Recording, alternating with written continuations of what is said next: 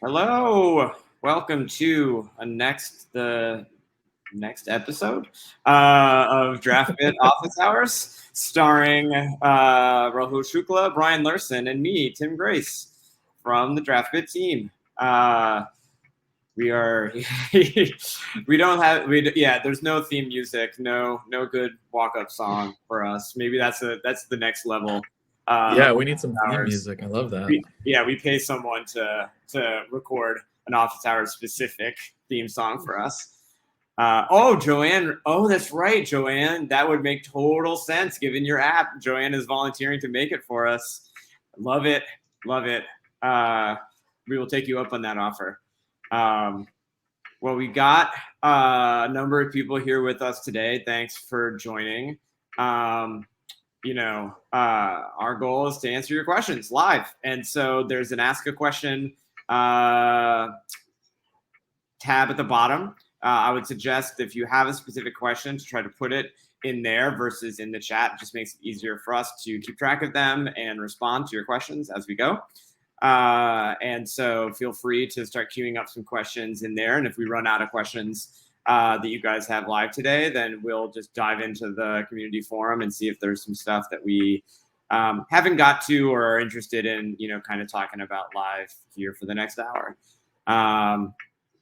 George is here. What's up, George? Glad to give you a break from usually being behind the camera here and getting a chance to not do that. All right. So we do have a question from Jay. So let's start with this question from Jay. There is a tutorial for connecting to Bubble, but also a new, and there's a parenthetical here, undocumented. The Xano video is confusing, but there's a new no-code authentication method, but it's unclear how to use it with Bubble. So I think he said that he could just be misunderstanding the recent changes. So my assumption here is that there's two different, I think, documents that perhaps Jay is referring to here. One, we have our docs of like all of our REST API integrations and how you can connect to services like Bubble using that. And then we've got kind of like a low-code authentication tutorial that I think uses Xano as kind of the example that we've developed too. And perhaps there's just a lack of clarity on how one of those connects to the other. That's my understanding of the question. Brian, Rahul, if you guys are reading this, do you have a different perspective on that?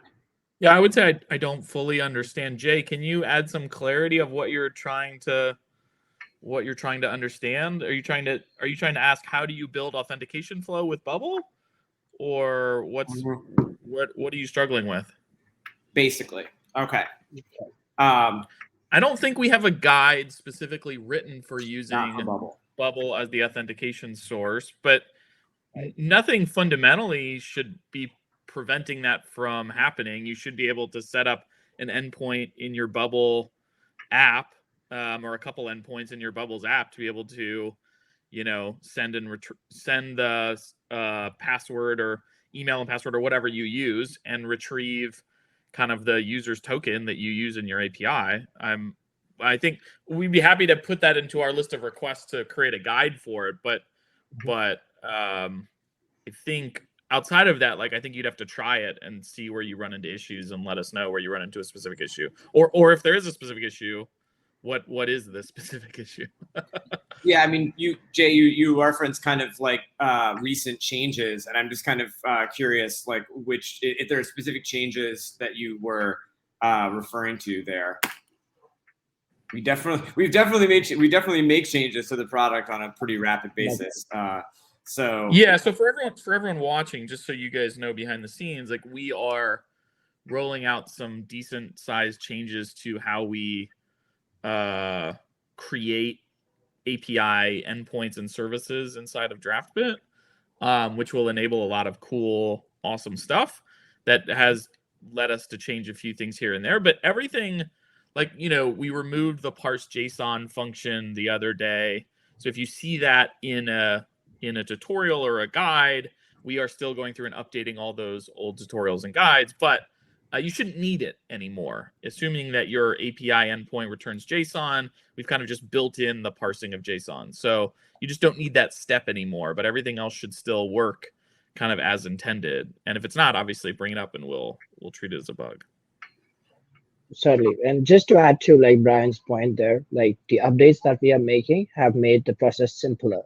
And we are in the process of updating the docs and making it crystal clear to our users on how these changes have affected those docs. And it would be actually simpler to put authentication in your apps now, right? And once we have those updated docs available, you will see that the process has just become one step simpler to having a no code auth for your application. So while Jay is, looks like he's trying to dig up kind of a little bit more of specifics around his question. While he's doing that, we can come back to it. I do want to just dive into one of Joanne's questions that she posted in here. So we'll just start with the first one. Do I need a flash screen, kind of quote unquote flash screen? My iPhone 1 is only up for a couple seconds and it is very off-putting. So my understanding of this question is that, hey, do you, I assume flash maybe means splash. Is that perhaps the kind of more proper term for that? Right. Okay. Yeah. So do you need a splash screen for your app? I would say I don't think you need one, but you probably should have one. Brian, I don't know. That's probably a territory. I mean, a splash screen is a literal requirement. You don't have to upload your own. You can use the Draftbit one, or you could upload a blank image. You could upload you could have a plain white screen if you didn't want to, but you do need a splash screen in the app. And the reason is that sometimes it won't be immediate. In your app, Joanne, it is immediate load, but in other cases, there are sometimes assets to download or images or things to get from remote servers, and that's what the splash screen does, is it loads up all the things you need for the application.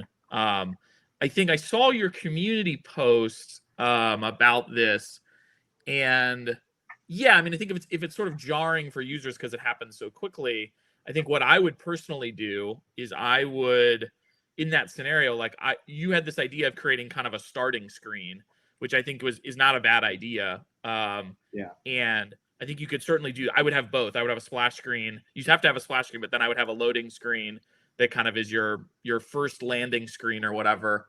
And with a little bit of custom code, we don't have this built into Draftbit yet, but with a little bit of custom code, you could automatically navigate away from that after 5 seconds or something if you wanted to.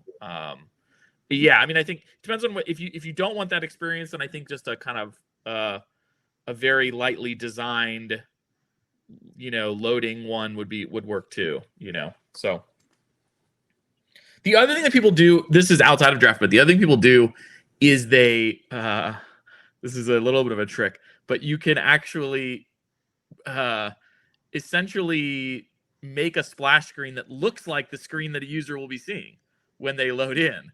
And so it actually with not with all the full data, but almost like you created like a loading version. Like if you've opened Facebook before, sometimes before Facebook loads all the data, there are like little boxes that are grayed out and some of those things, and that's kind of a loading indicator. You could do the same thing as almost like a preview for what's coming. Just have that in your splash screen. That's a little bit of like a design trick, but yeah.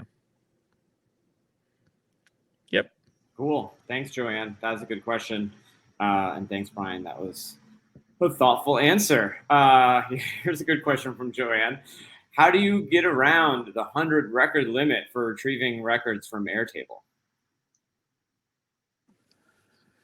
It's tricky. That's really hard. The reason that you don't really want to get around it is because your app will start to get really, really slow if you load in a ton of data in a single request. So the kind of right answers to this would be use some sort of pagination, which you can do in the Airtable API.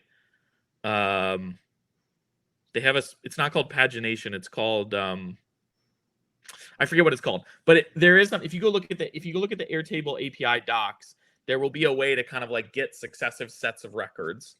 That's kind of idea one.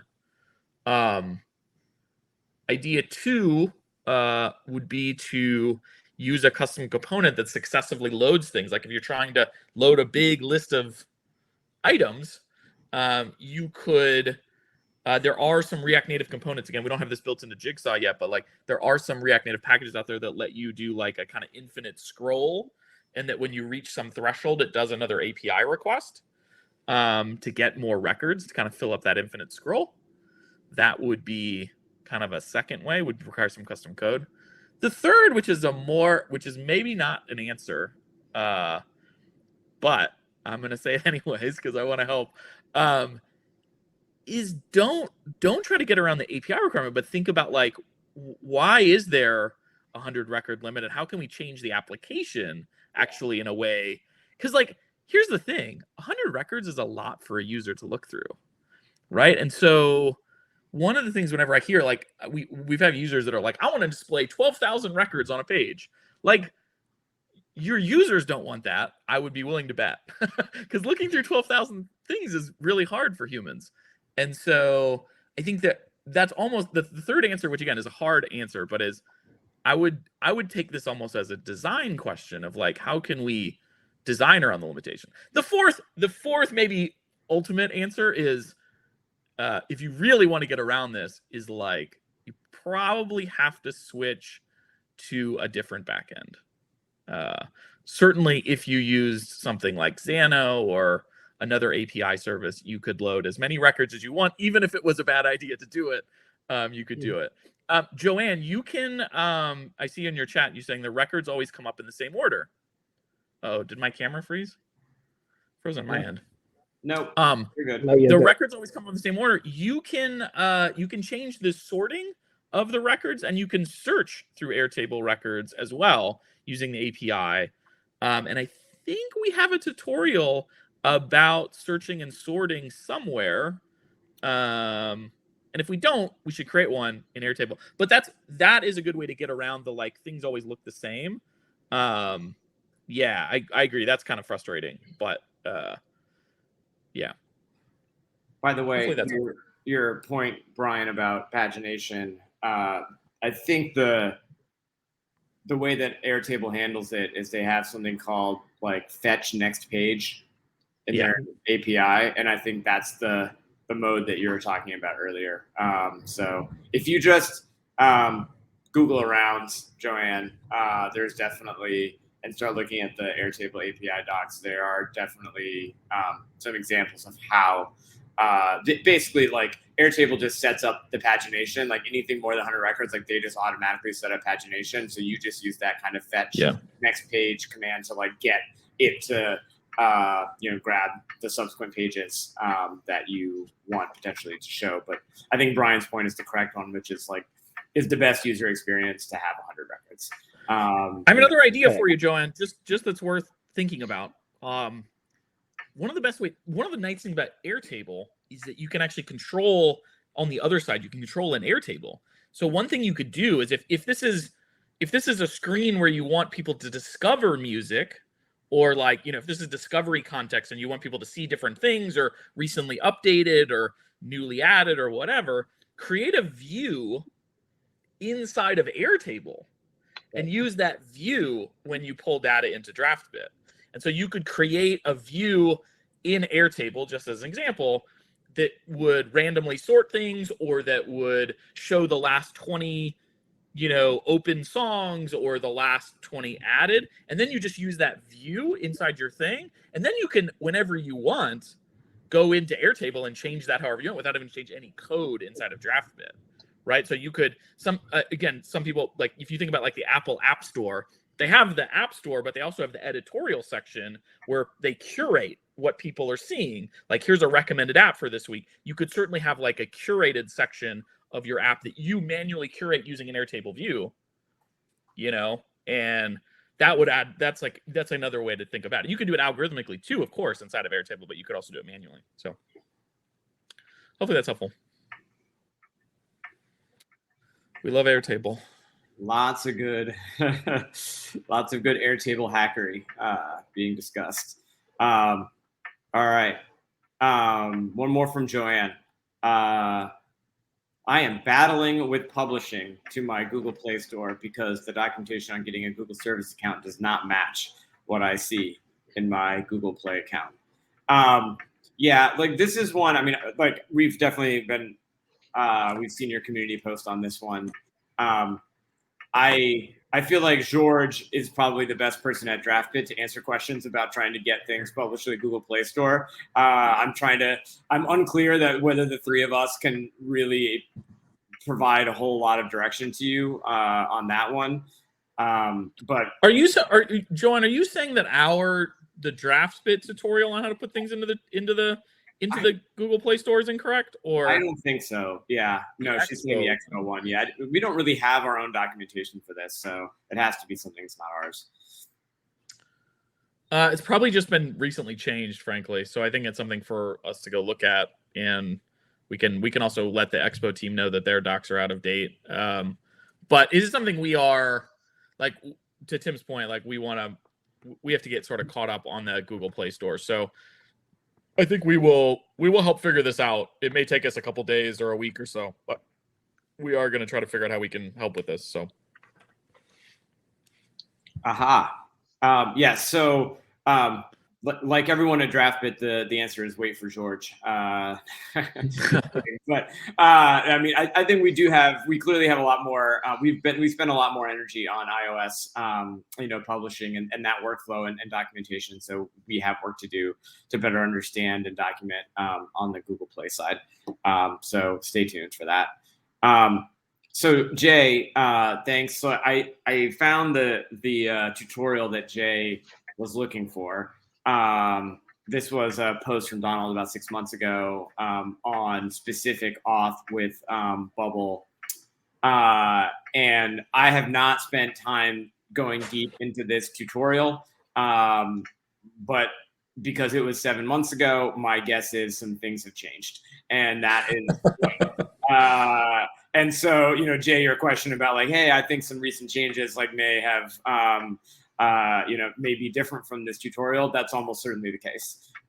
So why don't we take it as a to-do on our end to make sure that like we update that. I see Aman from our team on the chat or on the stream right now, and so Aman, maybe that's a note, for us to take a look at that one and update appropriately if there's something that isn't up to date. So Jay, thank you for flagging that. We'll take a look at it.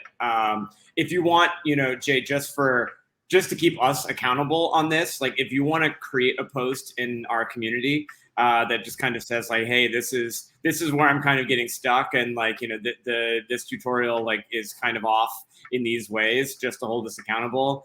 I would really recommend doing that, because then we can follow up with you directly and reply once we've, gotten some things taken care of. Okay, thank you very much. Thanks, Aman. John, I didn't even see this. Is general chat broken in this cast?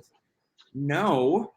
Seems like other people have been able to chat. It could be a Crowdcast issue. Like, for example, Brian just went away. Oh, Brian's back. Yeah, whatever this Crowdcast. It can be buggy. So, John, I think you're still on. Yeah, I see you're still on. Maybe like restart, like try, kill out of your browser and come back in and give it a chance and see if that works. Because like definitely other people are able to chat right now. So sorry that you're having trouble.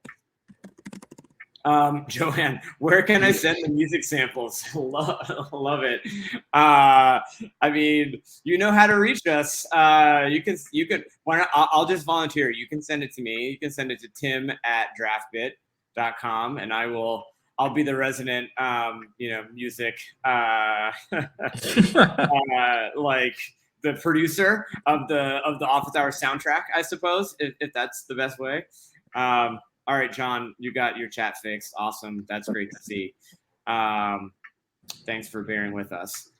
So Jay has one other question in here, which is it possible to use the Twitter API to authenticate users using their 3-leg auth method, meaning send a user to a page to log in, which generates a token, and then grab the token from the redirect URL. So just to make sure that I understand the question, Jay, are you talking about authenticating users in your app via Twitter? Versus, okay, yeah. I just wanted to make sure that it wasn't that versus like, hey, I wanna have a user authenticate in Twitter so I can get some data from the Twitter API and use that data from the Twitter API in my app. Like you want them to basically be able to sign in to your app. Okay, got it. And creating a Twitter client. Yep. Okay, that makes sense. So that's an OAuth flow, essentially, which is a little tricky in Draftbit right now. It's doable with some custom code, but it's a little tricky. I think it's something we're spending a lot of time thinking about. So I would expect, some more on this soon.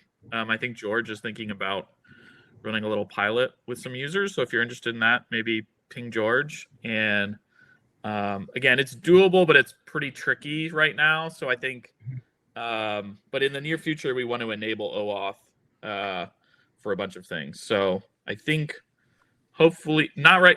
I would say it's like hard to do now, but hopefully it gets easier in the coming weeks.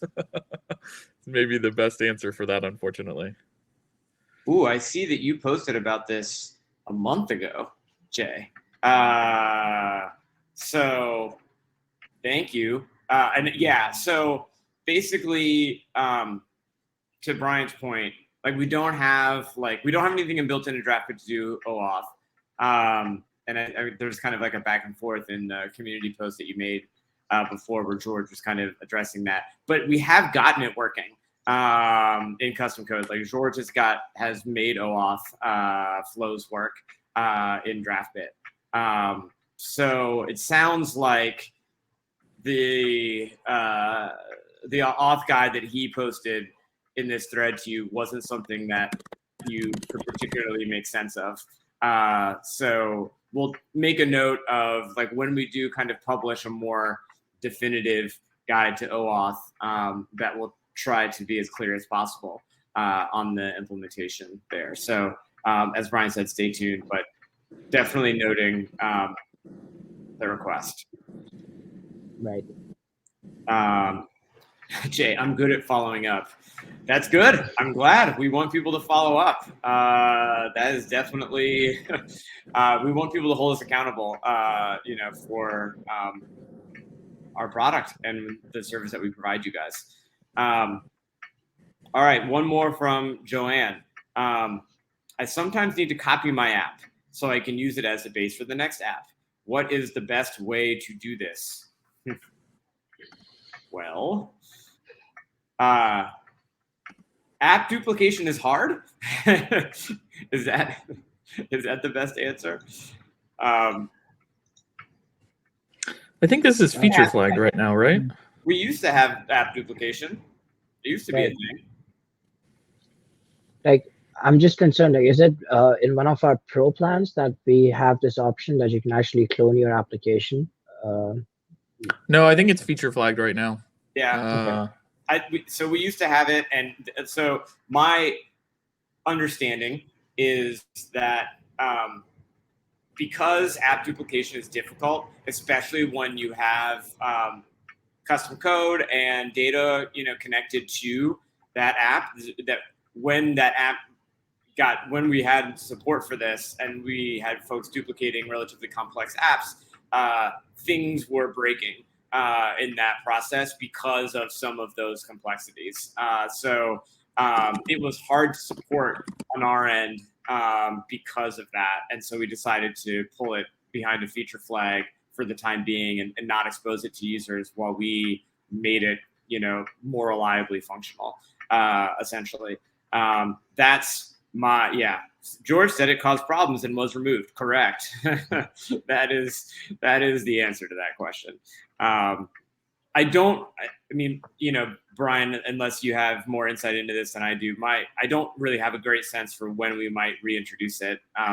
We're not necessarily in a place where we've actively resolved the issues that we were experiencing. So it's important to hear, Joanne, that you have a use case that you want, that this is something that would be valuable to you. I think the more that we hear, from users that this is valuable, the easier it is for us to, kind of understand where to prioritize trying to make this work. So appreciate the feedback. But for now, I think it's John Galt. We need app duplication. So I'm glad to hear the feedback, but as of right now, it's not available. Hey, Joanne, we can take a shot at duplicating your app for you. Yeah. I think like for anybody who wants app duplication, I think the best thing what I would do for right now, while it's kind of been pulled, is just to open an intercom ticket, and we will do our best to duplicate the app. It may not be a perfect duplicate, hence why the feature was pulled. But yeah, we can at least get you going for sure.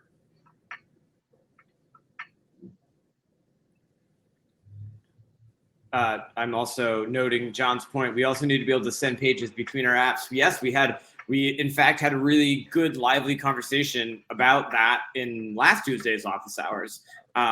So if you're curious to hear more about the conversation we had with John about that, go back to the recording, go to the community and find the recording from last office hours where we talked about it. John, I'm relentless. No, appreciate it. Like I said, the more that, that folks talk about things that are important to them, it's helpful to us, like we can't prioritize things in a vacuum. We certainly can't do everything. And so as a result, we have to prioritize, and the more that we hear from you, the easier it is for us to, try to make decisions on where our efforts are placed. Aman, thank you so much for posting the link to those bubble docs for Jay. He's got, obviously, he just mentioned he's got to run, but I think that should be super helpful, and perhaps that's like more of the document of record here for that versus the 7-month-old one that Donald did. All right, well. We have no more questions in the queue. So we had a lot of questions today, but we were able to get through them relatively quickly, partially because some, unfortunately, we can't resolve in the immediate term. So I'm going to potentially grab a few questions from the community for us to chat about. Brian, your keyboard's super loud, by the way. Sorry. No. I was just mentioning it, not to shame you, just to be like you. You may want to. I thought Macs were supposed to filter all that stuff out. I don't know. Unfortunately, the AirPod quality, I guess, audio manipulation has not made its way to the new MacBook Pros. All right, I'm going to grab a couple of questions from the community. I'm just going to post them in the chat so that everyone knows what we're talking about. So there we go. Here's a question. Thanks, Joanne. Thanks, Joanne. We love your commitment to building your app in Draftbit and how much you've been able to accomplish in the last couple of weeks. So thank you for that. So this is a question from Ankit, and I'll just kind of read this quickly. So he has a text field with some placeholder text, and he wants it to behave in the following way. So he wants, when the user clicks into the text field, he wants the placeholder text to disappear so that the user can see a blank text field with the cursor and be able to then type into that text field. And he wants the text field to never overflow, should always just be one line of text. And then the text field would show the placeholder text if you go to a new screen and come back. So say you don't, complete that field or just end up not submitting any text in that field, that it just goes back to the placeholder text when you navigate away and back.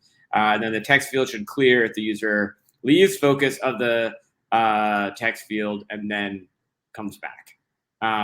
So he's basically having trouble figuring out how to use the settings that we have right now, for text input to accomplish, those goals.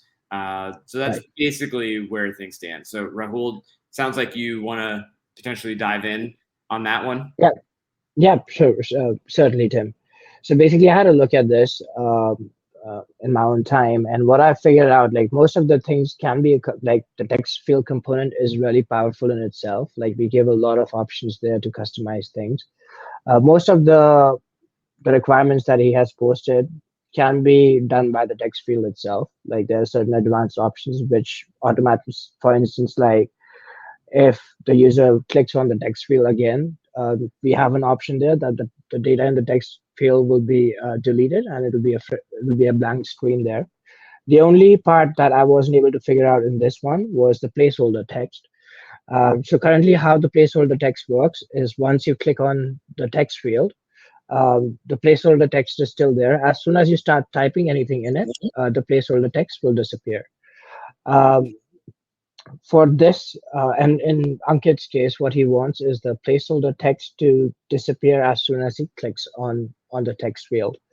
So the possible resolution that I can come up with, Ankit, is that you would need, like right now, our builder doesn't have that functionality to clear it. There's something that we are looking into it if that can be done through the builder. But the best workaround for right now would be using your custom, like using that you can design this text field and then you use a little bit of custom code and you can replace the placeholder text on the on focus of the text input. So that's my resolution for it right now. And yeah, so basically, as we said, our builder has quite powerful components, but all of them can be overwritten with the help of custom code as well. So if you think like you're limited with the functionality there, you can always, use the same component in your custom code and accomplish what you want. I hope that. So hopefully, I know Ankit is not on this particular call, but what we'll do is what we always do is we will post this video as a reply to this post, and hopefully that helps Ankit out. What Ankit's building is pretty cool. I actually think he's made a lot of progress in his app as well. He has another question, which I will drop in the chat. Here we go.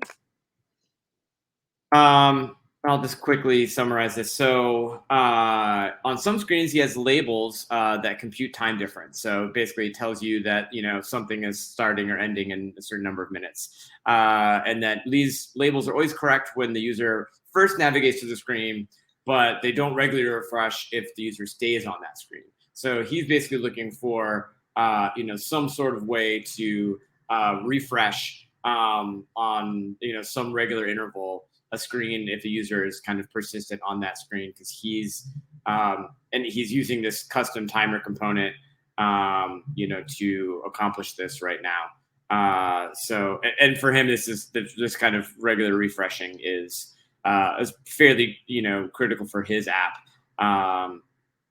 So I'm curious if we have any perspective on this as a group. Like I don't have a great sense for how to do this. I'm not sure that there is a way to do this without writing more custom functions to do it. But Rahul, Brian, any thoughts on trying to regularly refresh a timer on a screen at some set interval?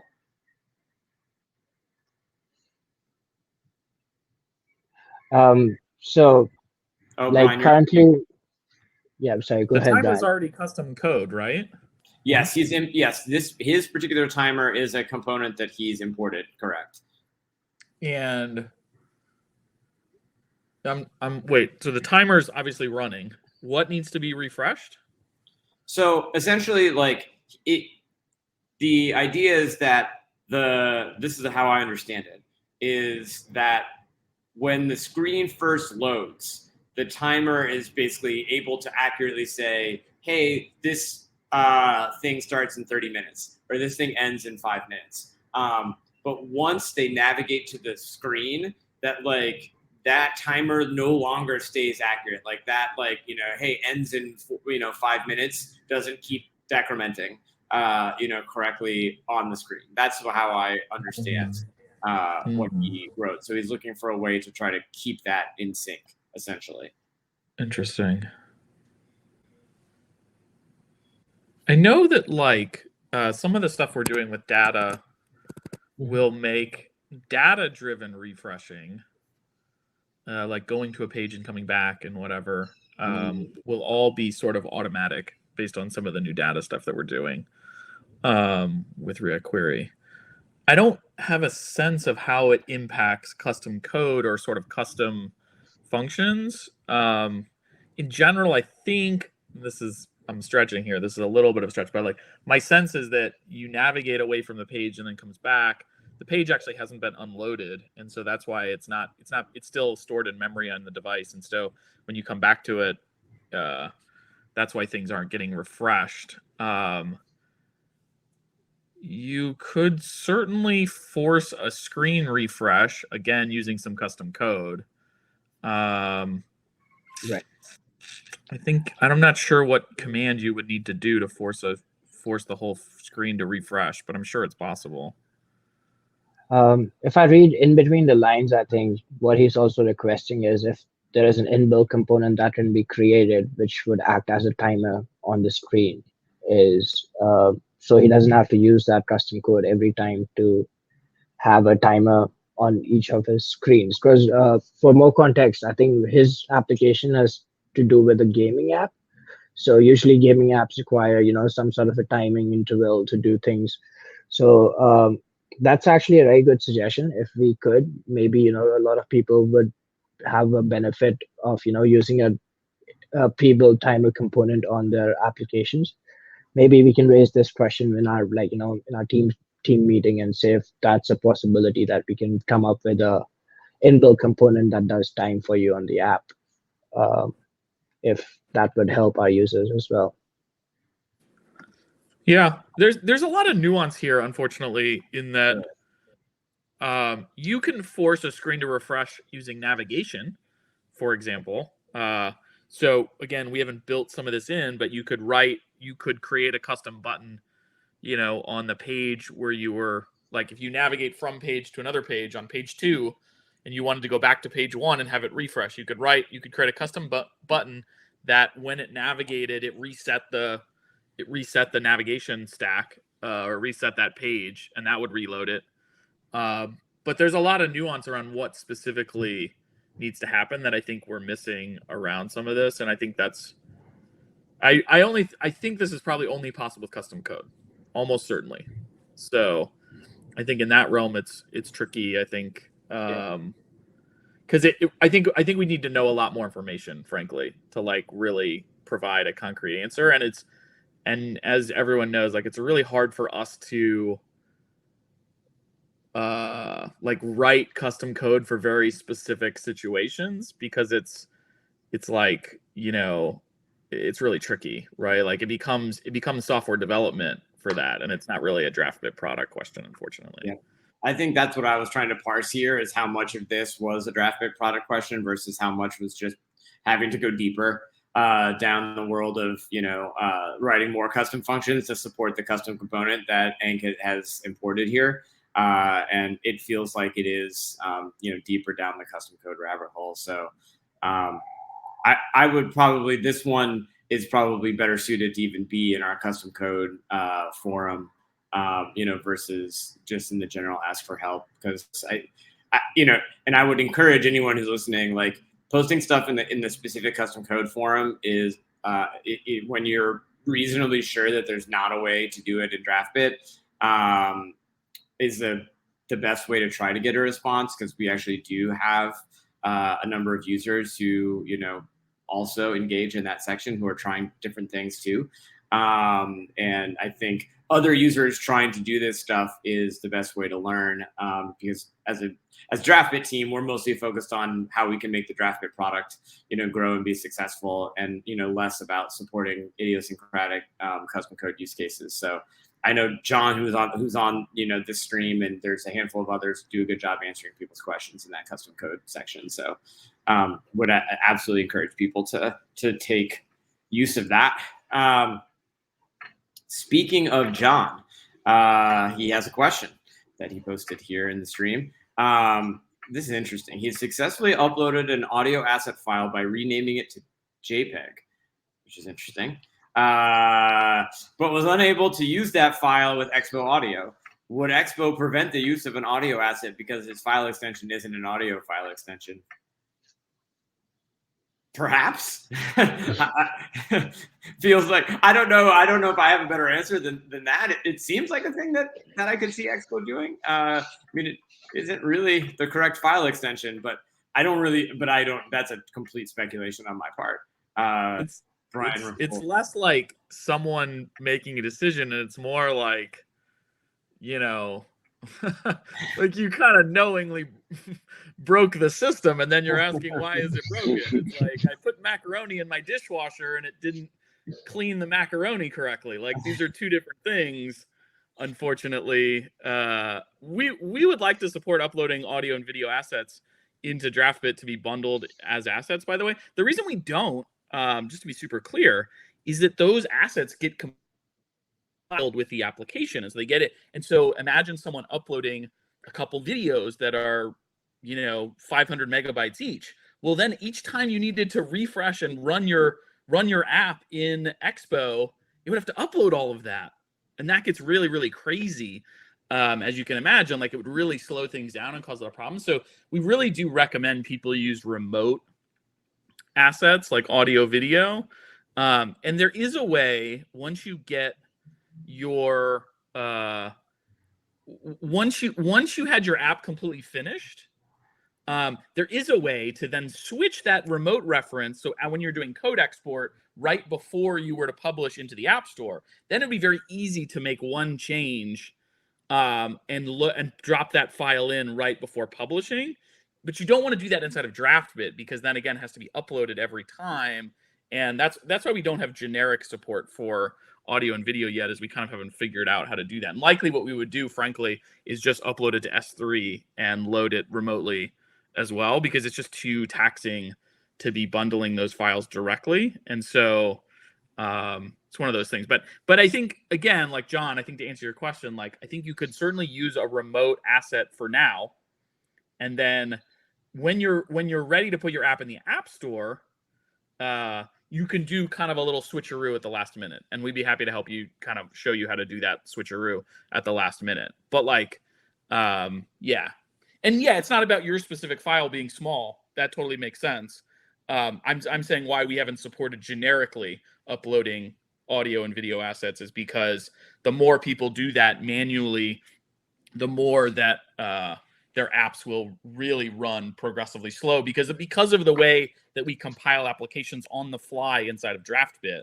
That's like really, really tricky for us to do it. Frankly, we've had issues where people have uploaded assets and it's images, the same thing. So yeah, we'll keep thinking about it. I think it's something we want to try to figure out how to support. I think it's going to require us to, do some creativity on how we load those assets inside the builder or not, or some things like that. So it's just one of those things where we have a never-ending list of things people want us to build, unfortunately, and we only have a small team. Indeed, that is true. But thanks for bringing that one up, John. Always appreciate it. And Joanne knows the feeling. Anyone who's ever started something and anyone who's built anything with limited resources, I think probably knows the feeling.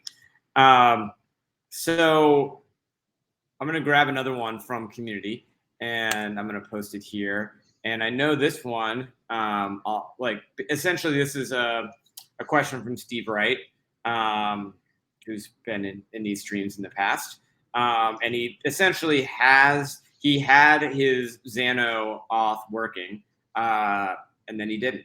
And some of these were related to some issues that we had last week.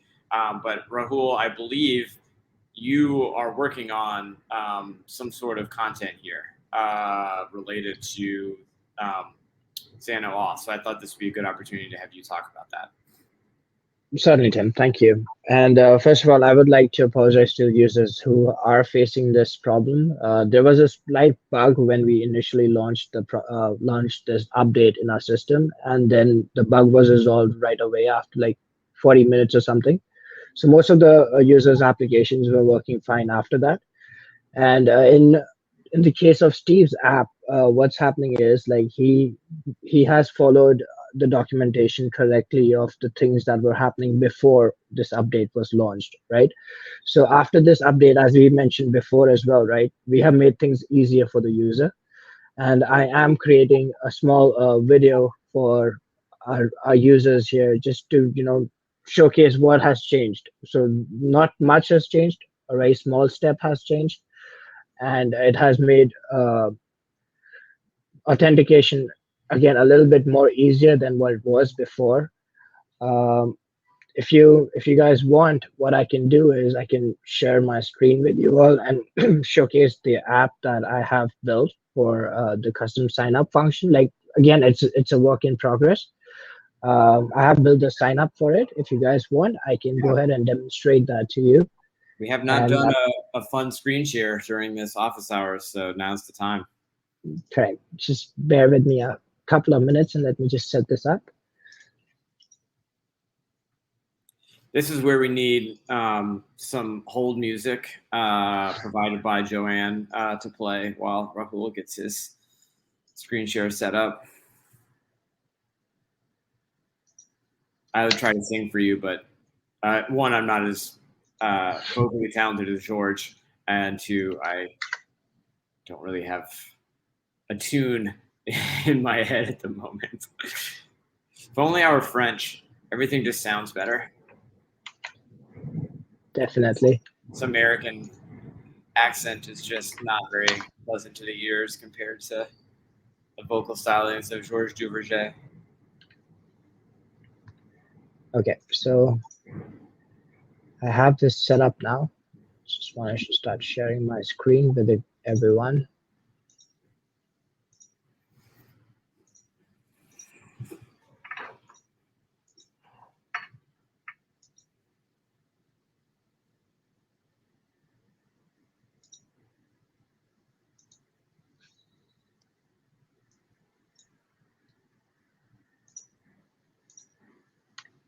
Do let me know once you are able to see the screen.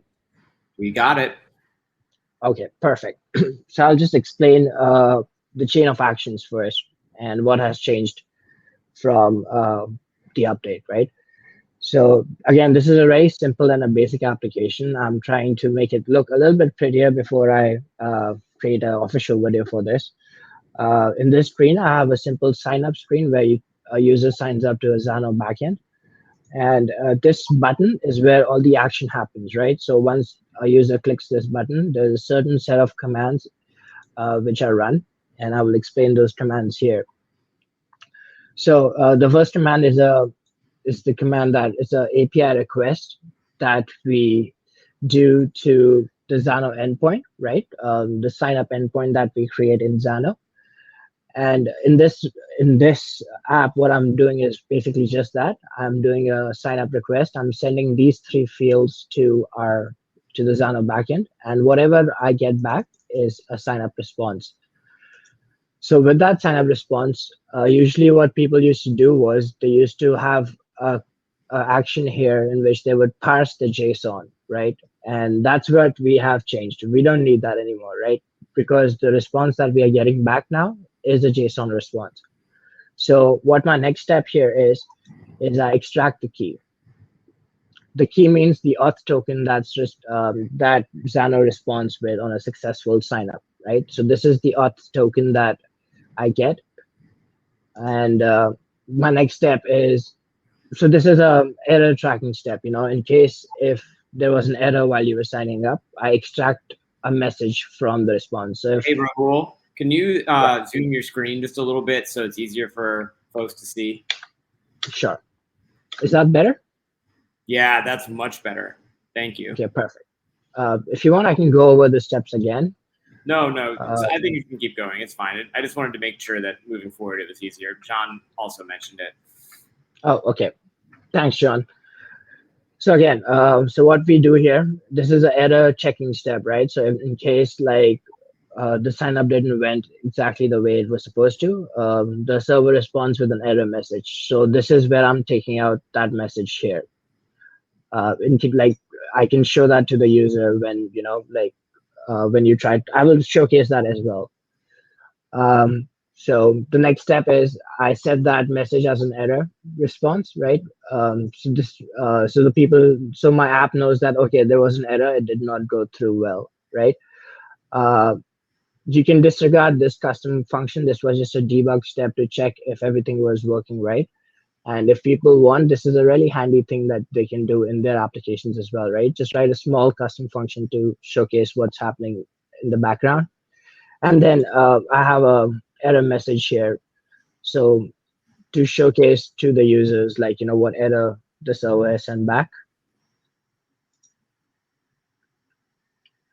And this is a conditional step which users need to do in case, there was a error in sign up process. These steps will not be, so the chain will stop right here. These steps won't continue, right? So you won't get navigated to the next screen.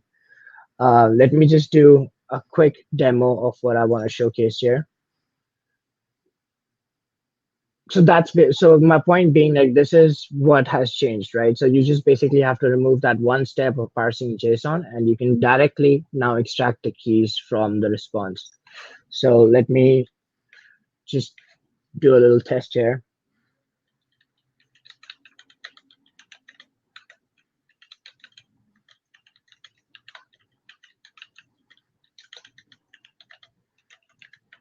Okay, now I'm going to purposely make a mistake here just to showcase how the error is getting displayed. So if the server responds correctly, I will see an error that my password is not strong enough. Right, so I'm sorry, it's not formatted properly, but it does say that input does not meet the minimum length requirements. So I just add a couple of things there. So once I do this sign up, so this is where the conditional stop occurred, right? So if there was no conditional stop here, you would be navigated to your home screen. This is where we have provided a way without adding any custom code in it. You can just stop this chain of action, which is really useful thanks to the engineering team there. And then this should go well. There we go. So again, this is a little bit of debug information that, it's really handy for users. So what I've basically done now, this was a successful sign up request. And on this home page is what I'm making another request here. Let me see if I can showcase that to you as well. So I'm making a request to the auth me endpoint, and I'm getting this information from there. So your sign up was successful. Now I requested, so basically all the requests which are authenticated now have to have this authentication header in there, right?